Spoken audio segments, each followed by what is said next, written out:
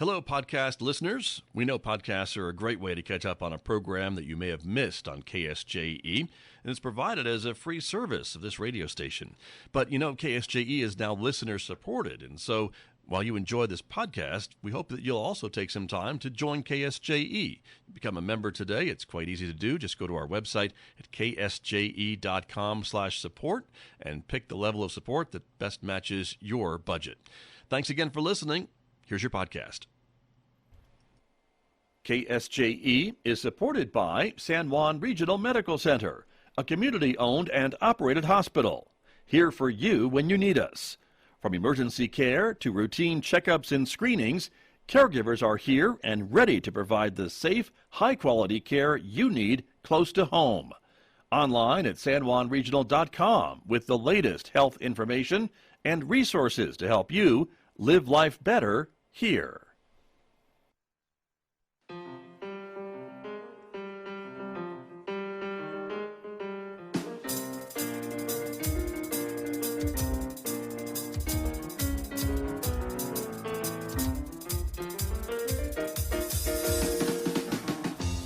"11 minutes past 8 o'clock. It is Tuesday morning, April the 5th, 2022. Good morning, everyone. I'm Scott Michlin, and thank you for tuning in to KSJE 90.9 FM over the air, of course, here in San Juan County. Everywhere else on the planet, you can tune in, of course, ksje.com. And we also welcome our viewers because this is a community-supported visual radio station. The video is streaming out live this morning to the KSJE Facebook page, our YouTube channel, and our Twitter account. So we're glad that you are with us this morning, everybody, because coming up in the next few moments, it is our monthly commitment to C.H.I.C, the Community Health Improvement Council here in San Juan County. My guest this morning from C.H.I.C, Sexual Assault Services of Northwest New Mexico. April is Sexual Assault Awareness Month, so there is plenty to talk about with my guest this morning. So stay tuned for our conversation beginning in the next few moments right here on KSJE. Later on this hour, we'll be checking in with Amber Francisco from the Farmington Regional Animal Shelter. She will be showing us some of the pets available for adoption this week, including Percy. That's the good-looking dog you see on the screen right there. Percy is available this week. We'll talk about him and more coming up later on this hour. Next hour, Mick Hess is going to take us roving with the arts. It is our weekday classical music program. Today, Mick is featuring music from the great Joseph Haydn. You'll hear music from him coming up today, 9:06 after the news on KSJE. Don't forget, you can also connect with us on our Instagram page in addition to Facebook and YouTube and Twitter.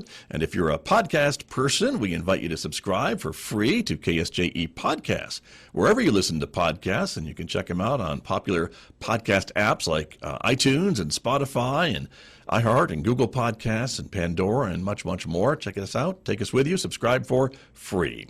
Weather forecast, it is currently partly cloudy outside our studios here at San Juan College. The temperature about 37 degrees. On our way to a high today of 70, but we could see some winds kicking up. Partly sunny skies, warm. The high near 70. There is a fire weather advisory in effect, also a wind advisory in effect as well. We could see some blowing dust in some parts of the area today. The high 70, as I mentioned, with those gusty winds maybe reaching 50 miles per hour this afternoon. Clear and windy overnight tonight with a low of 38 degrees. Windy again, sunshine, but cooler tomorrow with a high of 58. On Wednesday, windy Wednesday night with a low of 31. Things may calm down a bit for Thursday and Friday. The high 63 with sunshine on Thursday, 71 sunny skies on Friday, and maybe getting all the way up to 78 with partly sunny skies on Saturday. Well, let me introduce my guests who are joining me this morning, as I mentioned, representing C.H.I.C, the Community Health Improvement Council of San Juan County, and from Sexual Assault Services of Northwest New Mexico. Eliana Butler is joining us this morning, Executive Director. Good morning, and thank you for coming back to visit with me on KSJE. Well, thank you for having us back so soon. You bet. It's always great to talk with you. Brandy Wright is also joining us this morning. Good morning, Brandy. Yes, good morning. Good to have you both back with me to talk a bit about the work that you all do. And I guess the most important, or the first thing I want to ask you about, in addition to other important things I want to ask you about, is how the run went. You just had the Sassy run on Saturday that we talked about the last time you were with me. And so how did it go?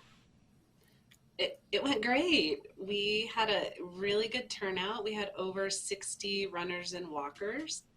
And all in all, between the sponsorships, the registrations, and the individual fundraisers that some of the runners did, we raised over $11,000 for SAS and the services we provide. So that was a real success. Sounds great. And it sounds like, was that more than you expected or about what you were hoping for? What do you think? These days I don't know what we expect. I always have a Understood. goal. Right. We Okay. always have a goal. And originally the goal was $10,000. So yes, and then I upped it just a little as the fundraisers were Yeah, coming in. And so at that point, I raised it to 12.5 just as a goal. And we raised over 11.5, which was amazing. that And is to have amazing. so many participants, it was just fun. Right, right, and wonderful, and the newspaper picked up on it. Great story in the paper. So again, congratulations, and we were happy to be a part of it too in a small way. So thank you for letting us help to get the word out about the Sassy Run. So glad that Well, it's a great thanks for doing success. that. Your sponsorship's always incredible, and I know we get more participants just because of that. Well, we're happy to be a great partner. And that brings us to our topic today because it is Sexual Assault Awareness Month throughout the month of April. And today actually is an important day, the day of action today, right? And so let's talk a little bit about what that means for folks. So the Day of Action is a day for people all over the country. The National Sexual Violence Resource Center actually started this back in 2004. And really what it is to build awareness around sexual violence prevention. And so back in 2004, it's a national campaign. It's been going on for that long. They just encourage folks to wear teal today. And there's a couple different ways that you can participate. Wear teal, so I have my Got Consent shirt on, and post to social media and use things like at hashtag SAAM, Day of Action, support survivors, lots of different hashtags, but that's one way that a person can participate in the Day of Action. Folks can also participate by calling their local rape crisis center and making a donation to support all of the efforts that they do in the community to support folks who have experienced sexual violence. And then, of course, just supporting all of the educators here in our community who get this education out to the schools and to any place, any organization and agency around sexual violence prevention. So lots of things that can happen on the Day of Action. It's always the first Tuesday of April. So just keep that in mind for next year.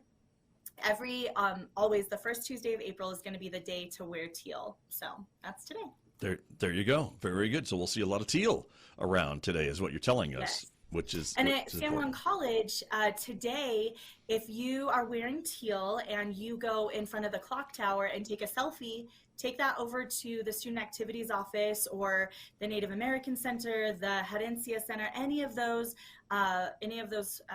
places in student activities, and you'll get a cool prize. So if you're there on campus, go take a selfie in front of the clock tower and go visit one of those directors. There you go. Great. And there's a lot of events going on here at the college, actually, that we want to talk about as well. But again, really important to, I think, point out the work of sexual assault services here. And Eliana, just remind us again, you folks are on duty 24/7. It's 365, it seems to me. You folks are always available and have resources for folks who need them.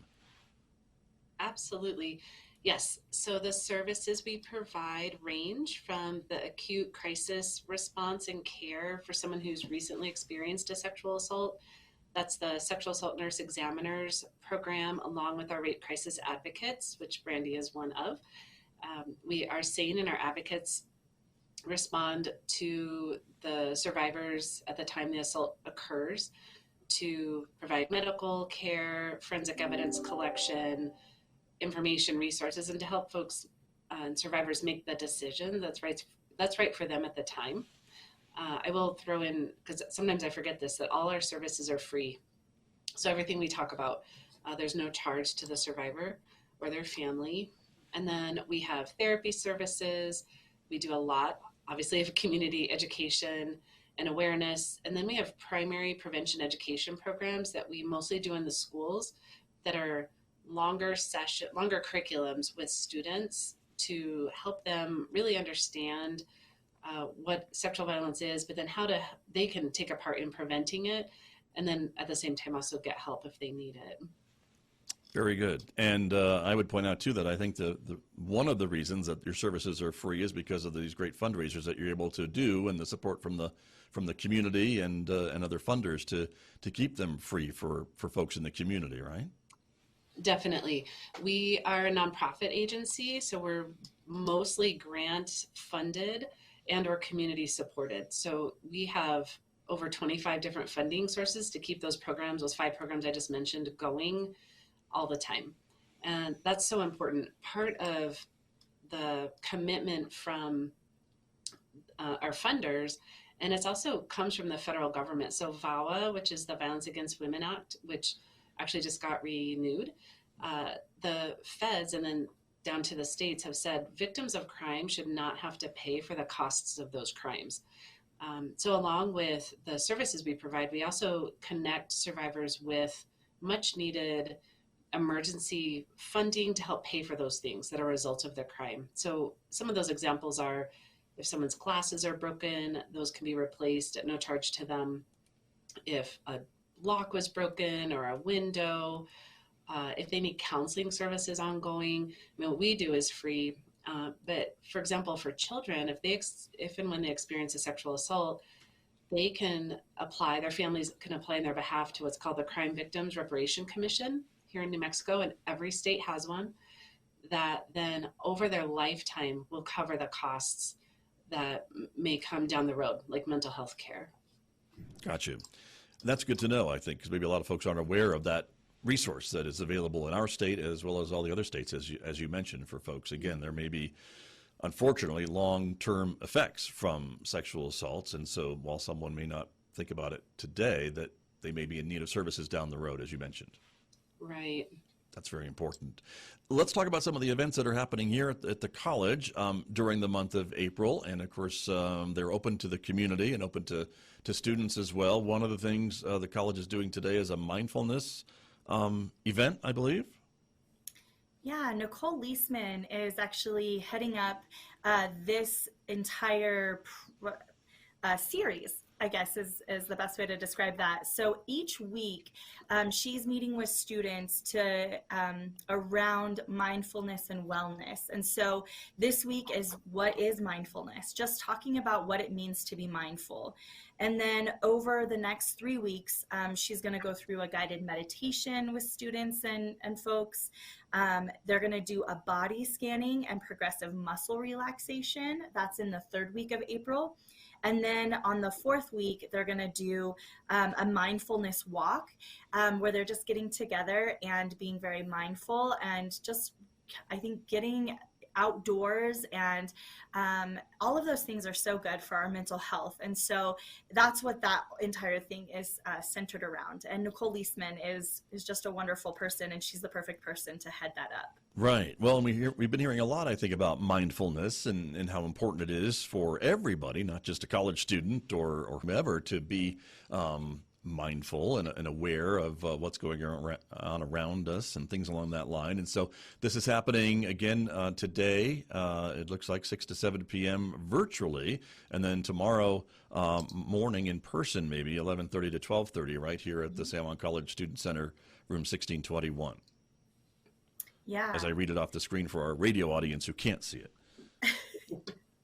But there you go. And then a whole month of other things going on as I turned the page here. And so as you were mentioning, there's a whole series of things happening for Sexual Assault Awareness Month, but also some other things going on. And Brandy, if you want to highlight a few or all of them that we should be aware of as well, because it's a pretty packed schedule here at the college. So we like to be as involved as we can with all of these folks. And so either myself or as well as somebody else will be there with me, just kind of representing our office.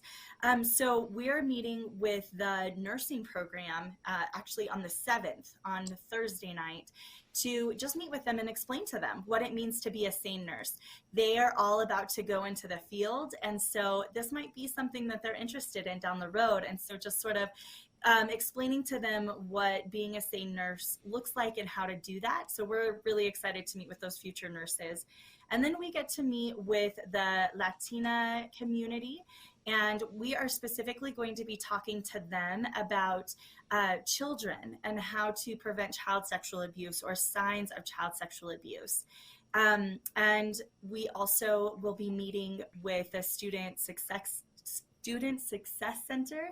And that's a presentation that I get to head up, where I'm just talking to folks about what to do if someone they know ever experiences sexual violence, what to do, who to call, and how they can support them through that time. We will be a part of the drag bingo that's happening on campus on April 14th.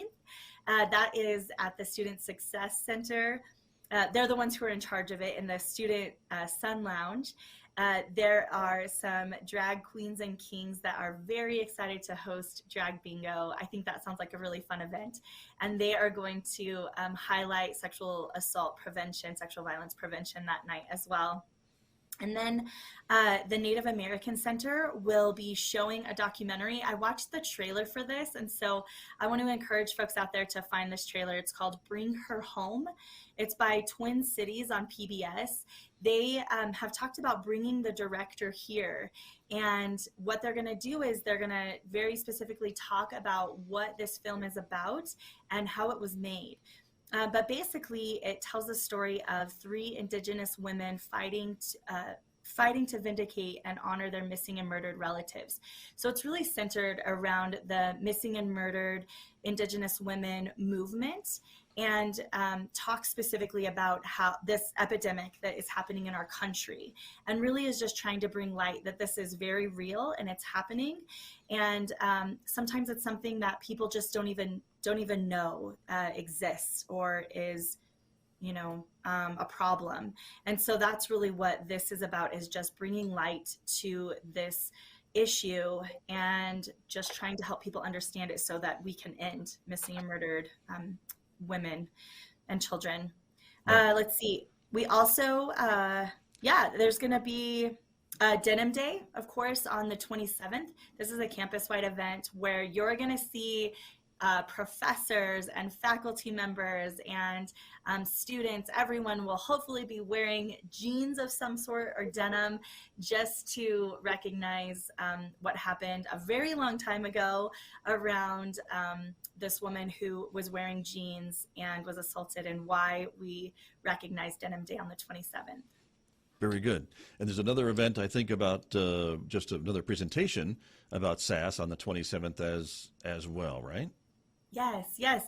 So we just try to get into the college as much as possible, especially during Sexual Assault Awareness Month. And I love meeting with the directors and the professors and the club sponsors, all of those folks.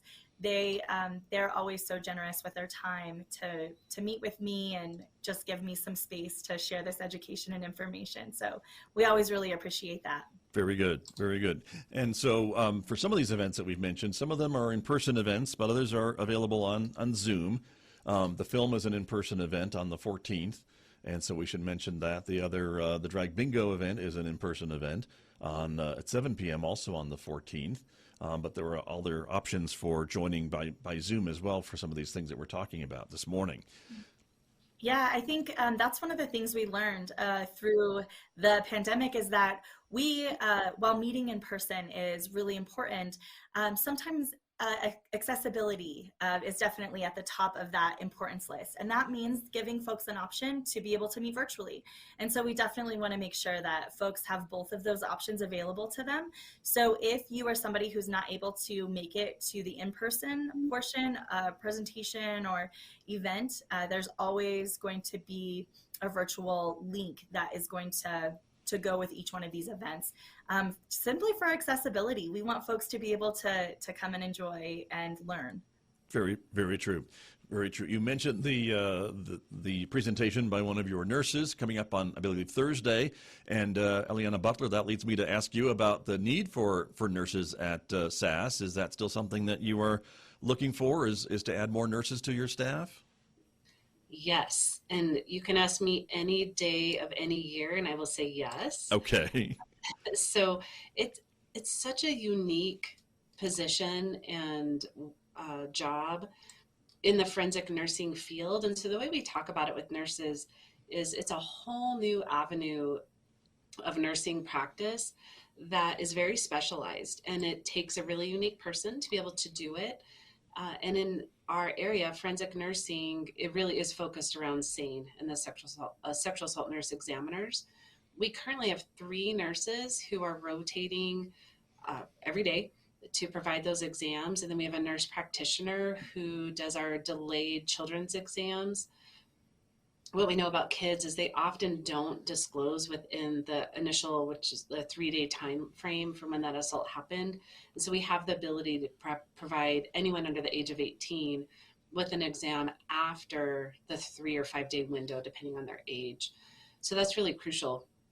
But it's a lot, and all our nurses work full-time jobs. So one thing I like folks to know is this is not a full-time job. It's really a service to the community, to come and take some call hours. There's a requirement of 72 hours a month, and we have lots of timelines open, in particular right now during the weekday. We have weekends really well covered. We have evenings really well covered. And so for those nurses out there, for those students who might be listening, or they listen to April Stovall, who's one of our nurses who's presenting on the 7th, ask lots of questions. I had a nurse once who called me literally 2 years after she graduated, because that's about the requirement. They need some really good acute nursing experience before they start here, and said, okay, it's been 2 years. When can I start as a SANE? And that was great. So we talk to anyone, anytime about our nursing program, and we really try to work with people's schedules and help that fit in with our need. So yeah, it's a good chance for us to say, yes, if you're a nurse and you're interested or you've been thinking about it, please call us. Very good. Well, I hope we can get the word out and to fill some of those gaps in your on-call schedule, because as I mentioned, this is one of those things that your folks are available 24/7, 365 to be available for folks. And so that's really important. And I want to be real clear too. Our rape crisis hotline is answered 24/7, and our 4 advocates who rotate the administrator on call literally can talk to people any time of the day or night, and will arrange for whatever their need is at that time. Very good. Yes. Thank you for clarifying that and making sure everyone understands that. I want to ask you both a bit about just, again, raising awareness of sexual assault and again, for this whole month, when we talk about this, but again, the other 11 months out of the year, I really hope we don't stop talking about this, because this is an issue that is with us all the time, unfortunately. And as we've talked a little bit about the issues facing Native American and Indigenous women who are missing, and there's more awareness to that, which I think is well overdue. So I think it's really important to keep talking about this, even when we're not in a sexual assault awareness month, and just bring it up. But there's still kind of that stigma, I think, that's attached to it that is getting less and less, but it's still there a little bit. Is that what you all are seeing as well? Are we getting better about talking about this? Brandy, let me start with you. I think we are getting better about talking about it. I think that it always makes people uncomfortable. And so we are always just trying to be, first of all, very just cognitive, that it makes people uncomfortable, but also just kind of pushing that envelope a little bit, because it is so important. And so, the topic that we will always bring to a space is talking about consent. And what is consent? What does it mean to give consent? And that means, ongoing, unhabilitated, so no drugs, no alcohol, yes, consent can go away, all of those things. So just really, really making it clear what consent is and how important that is. And then just really talking about being an active bystander. If you see something and it makes you uncomfortable, it makes you feel like something might happen, say something, or, help somebody out, whatever that is. And that makes people feel uncomfortable. So it's really just kind of pushing that envelope a little bit, and also being very culturally aware of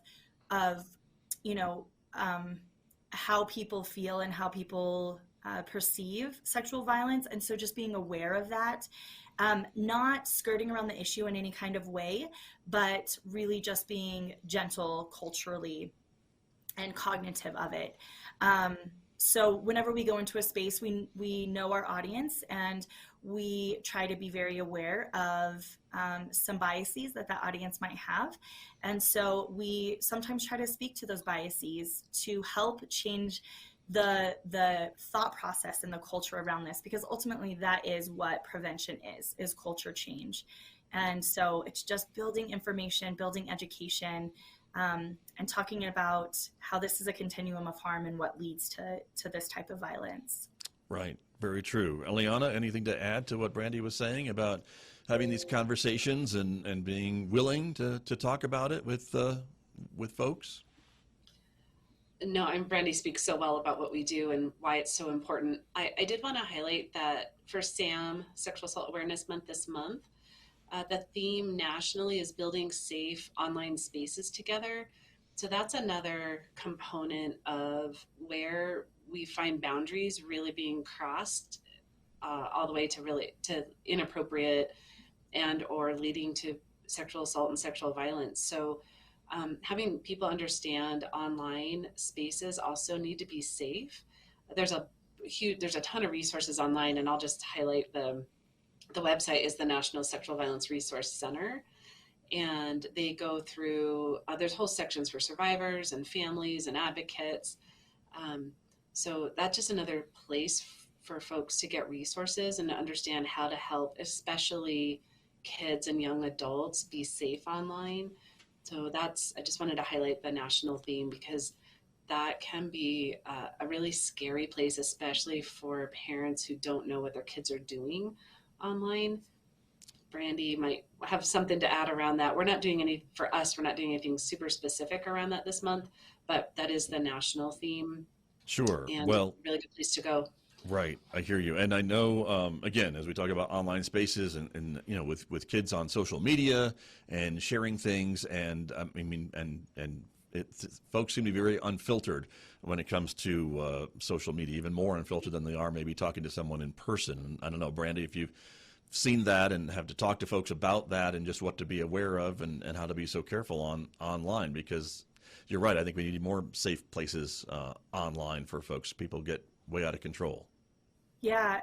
Whenever there's always a parent in the audience that says, how am I supposed to protect my kid, my teenager from, being exploited or something like that.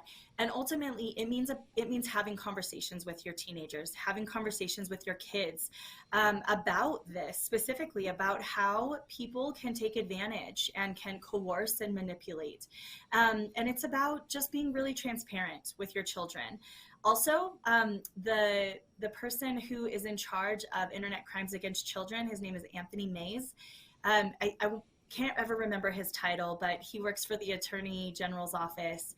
And basically what he would say is look at your teenager's phone. You have an open dialogue with them that, the passwords to their social media, their password to their phone. And it's not about not trusting your teenagers, because there should be privacy. Teenagers deserve privacy, just like we deserve privacy in our lives. But it's about just trying to help them understand that manipulation happens, coercion happens, and having that open dialogue with them. And sometimes it means that there's some consequences, because you might see something that you don't necessarily want to see. But it always comes down to just being very open with your kids. And ultimately, that means talking about this stuff. So I always say, talk to your kids about body autonomy. Talk to your kids about consent. Help them understand how to give consent and get consent. And that means in a virtual space as well. Pictures can be exchanged, and that, as well as in person, that all has to happen consensually. And if it doesn't, then it's a problem. Right. And so again, be transparent, have these conversations with your kids, and it can be difficult. Please don't hear me say like, oh, it's so easy. It's not. And so you have to get a little bit out of your comfort zone just to help your young people understand, how Sure. to be safe online as well. Right. Understood. And I would think too that there are some resources available for parents to maybe help kind of prompt those types of conversations if a parent is maybe dreading having to sit down with their child, even though they understand how important it is to do that. The act of actually sitting down and talking about these things, I imagine there are some resources for parents to maybe refer to ahead of time to help them broach the topic, aren't there? Yes, absolutely. We've been talking a lot about the National Sexual Violence Resource Center, NSVRC. They have a whole campaign right now on their Instagram page that is talking specifically about ways to help you talk about this with your kids, and also keep yourself safe. Online dating is very real, and there's always a risk that comes with that. And so their Instagram page is a perfect place. Also, if you are a Facebook person, their Facebook page is highlighting a lot of this information as well. There is the Trevor Project. They have a whole section on their website, trevorproject.org, where they very specifically are helping parents have conversations with young people. And of course, if you are a person that just doesn't want to read something online, there's hotlines for you to call and talk to somebody. Literally, you can pose what's going to this expert on a hotline call, and they're going to talk it through with you. So whether it's the National Sexual Violence Resource Center hotline or the Trevor Project, either one of those, they have people that are going to be available 24 hours a day to literally walk through this conversation or how this conversation might go with your young person. Very good. Very good. Well, thank you both very much for coming in and talking with me this morning about Sexual Assault Awareness Month from SAS, Sexual Assault Services, of course. Eliana Butler, Brandy Wright, thank you both very, very much. Yes, thank you, Scott, for having us. Happy Day of Action, everybody. There you Wear go. Your teal. Wear your teal. Thanks, You're welcome. Thank you both. Take care. My guest this morning here on KSJE. KSJE is supported by the Farmington Civic Center, bringing a full slate of entertainment to Farmington and San Juan County. Ballet Folklorico, celebrating their 70th anniversary, Wednesday, April 6th at 7:30 p.m. The Farmington Civic Center, 200 West Arrington in downtown Farmington. Find out more online at fmtn.org/shows or 505-599-1148. KSJE is supported by the Durango Bluegrass Meltdown, April 17th, 18th, and 19th in Durango, Colorado. The Meltdown features walkable indoor venues with Bruce Molsky and Tony Trischka, Special Consensus, Unspoken Tradition in A.J. Lee, and Blue Summit. There'll be an old-time barn dance, band contest, workshops, jamming, and bluegrass in downtown bars.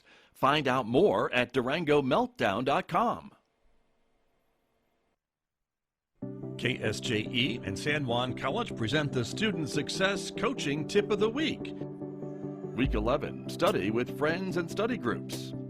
Encouraging friends to study with you can make everything more fun and productive. Ask your classmates to study with you at a certain time and location. Studying together in person can help you hold each other accountable too. You don't want to be that person who cancels or doesn't show, right? Teaching a friend or family member or even your pet the material is a great way to see how well you know it. When you explain it to someone else, you'll have a better grasp of which information you already have mastered and which information you need to study.